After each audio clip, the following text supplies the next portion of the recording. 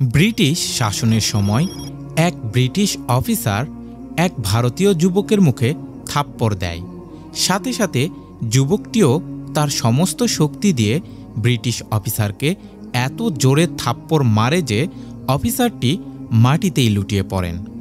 এই অপমানে হতবাক হয়ে যাওয়া অফিসার ভাবলেন, সামান্য এক ভারতীয় যুবক কিভাবে এমন জোরে এক সাম্রাজ্যের সেনা অফিসারকে থাপ্পড় মারল, যে সাম্রাজ্যের সূর্যের কখনো অস্তই যায় না। তিনি দ্রুত তার হেডকোয়ার্টারে ফিরে গিয়ে ওই ভারতীয়কে কঠোর শাস্তি দেওয়ার জন্য দাবি করলেন। কিন্তু তার উচ্চপদস্থ কমান্ডার তাকে শান্ত করে বললেন, ভারতীয় লোকটিকে শাস্তি না দিয়ে বরং তাকে পুরস্কৃত করতে, আর পুরস্কার হিসেবে তাকে 10,000 রুপি উপহার দাও। অফিসার এবার ঘৃণায় চিৎকার করে বললেন, এটা শুধু আমার আপনার অপমান না, বরং এটা ব্রিটিশ মহারানীরও অপমান। আর আপনি বলছেন তাকে শাস্তি না দিয়ে আরও পুরস্কৃত করতে। কমান্ডার এবার বললেন, এটা একটি সামরিক আদেশ, আর তুমি দেরি না করে এ আদেশ পালন করবে। এবার জুনিয়র অফিসার তার কমান্ডারের আদেশ মেনে 10,000 রুপি সাথে নিয়ে ওই ভারতীয়র কাছে গিয়ে বললেন, অনুগ্রহ করে আমাকে ক্ষমা করে দিন, আর এই 10,000 রুপি উপহার হিসেবে আমার কাছ থেকে গ্রহণ করুন।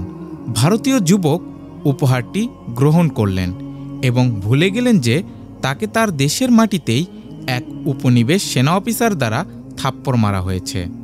সেই সময়ে 10,000 রুপি অনেক বড় অর্থ ছিল। তিনি এই অর্থ যথাযথভাবে কাজে লাগিয়ে কয়েক বছরের মধ্যে জীবনের মান উন্নত করে বেশ বিত্তশালী হয়ে উঠলেন।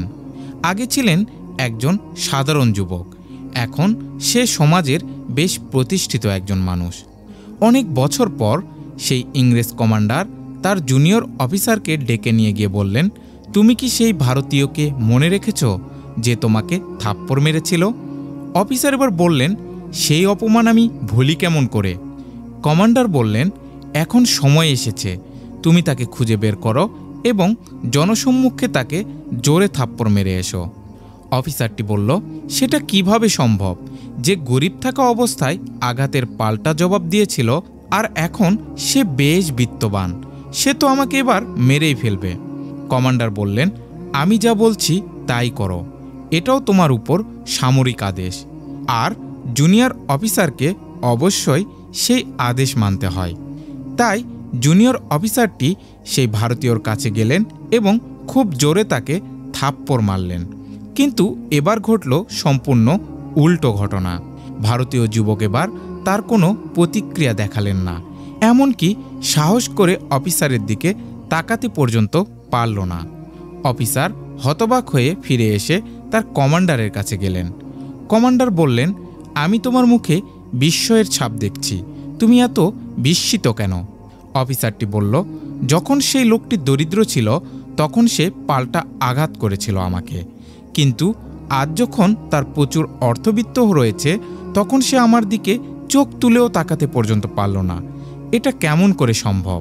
ইংরেজ কমান্ডার এবার ধীরভাবে জুনিয়র অফিসারকে বললেন, শোনো অফিসার, প্রথমবার তার কাছে তার সম্মান ছাড়া আর কিছুই ছিল না। সে সেটাকেই সবচেয়ে মূল্যবান মনে করেছিল এবং তা রক্ষা করার জন্য সে মৃত্যু ঝুঁকি নিয়েও তোমার সাথে লড়েছিল।